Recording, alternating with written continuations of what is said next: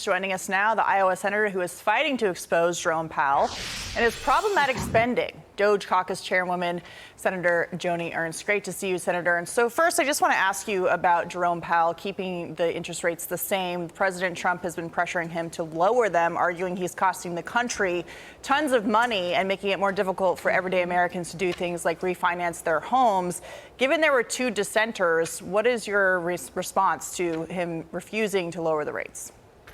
Well, yes, thank you, Katie and Guy. It's great to be with you. And of course, as always, when we see these types of actions by the Fed, the fireworks are going to fly because, yes, back home in Iowa, folks want to know that they can maybe bring their mortgage rate down a little bit. They want to be able to find affordability in starting new businesses. And that right now seems a little elusive coming out of the Fed. But of course, while Iowans are struggling to purchase items and refinance their mortgages, we see the Fed spending a lot of money on their own renovations with the Taj Mahal on the mall.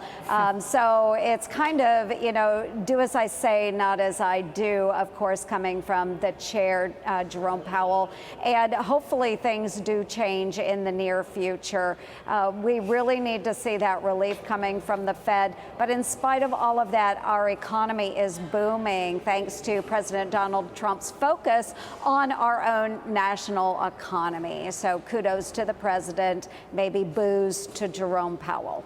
A much better than expected GDP growth today. 3%, I think, caught a lot of people off guard, oohing and eyeing in the financial press. Senator, you made reference to that big project on the mall at the Fed headquarters. We had the hard hats moment several days ago between the president and the Fed chair. Talk about some of the numbers there, because the overall price tag is staggering.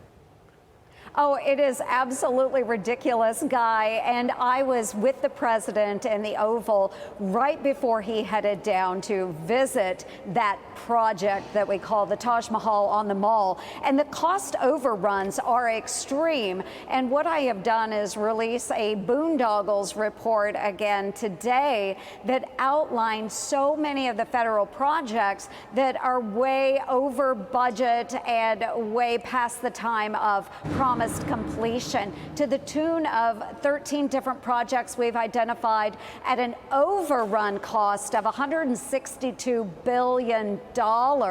So we've outlined all of these projects. We're sharing them with the administration. We need to claw that money back for the American taxpayer. The Taj Mahal on the mall is just one of those many, many projects that we find in federal government. Our constituents would never tolerate this in building a new home or a new business.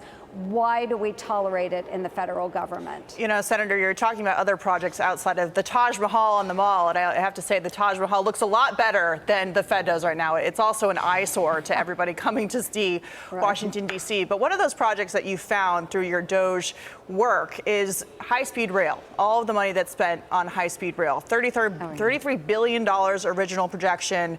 The current projection for that is now $135 billion generally for the California project alone. Overall, 16 years, 0 tracks laid, zero.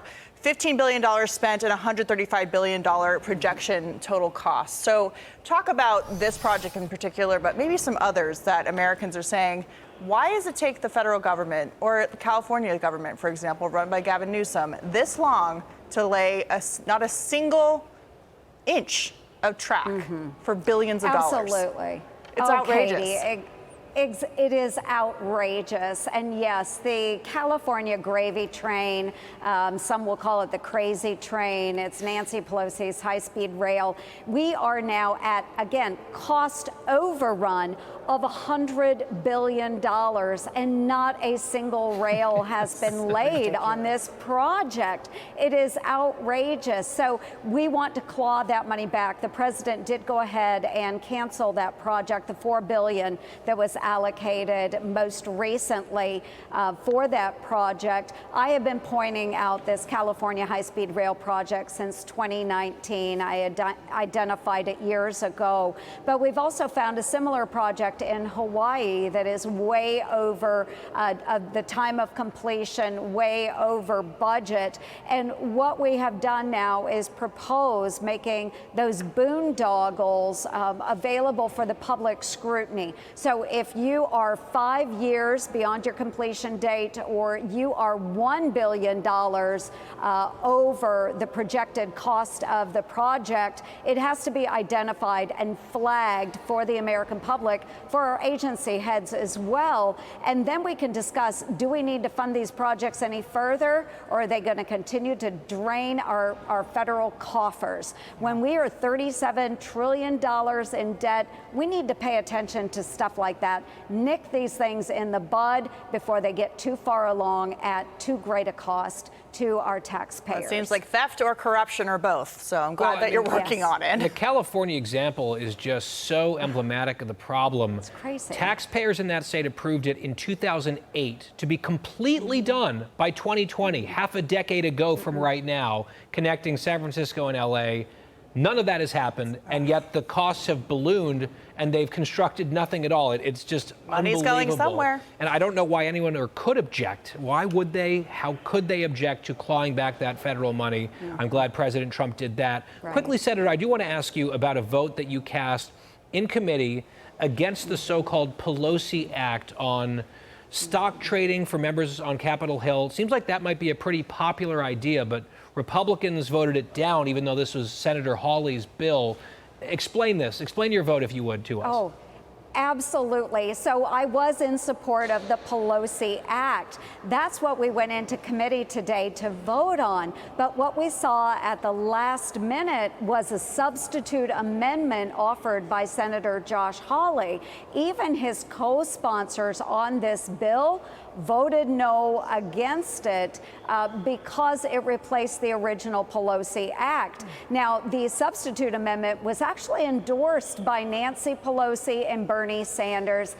That should tell you all you need to know. So yes, we are against kind of that insider trading activities. We have laws that address that. The Pelosi Act would have gone even further in prohibiting those types of activities. But again, all of that bill was wiped out by a substitute amendment, made more favorable to people like Nancy Pelosi and Bernie Sanders. So we agreed that, okay, we need to stop this right now.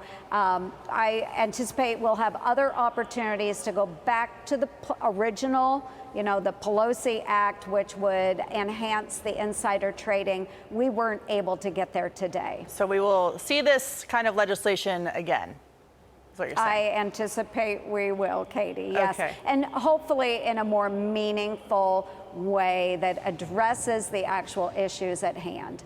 All right, we'll be watching for it. Thank you, Senator Joni Ernst. So good to see you. Great. Thank you. Thanks, Katie. Thanks, Guy.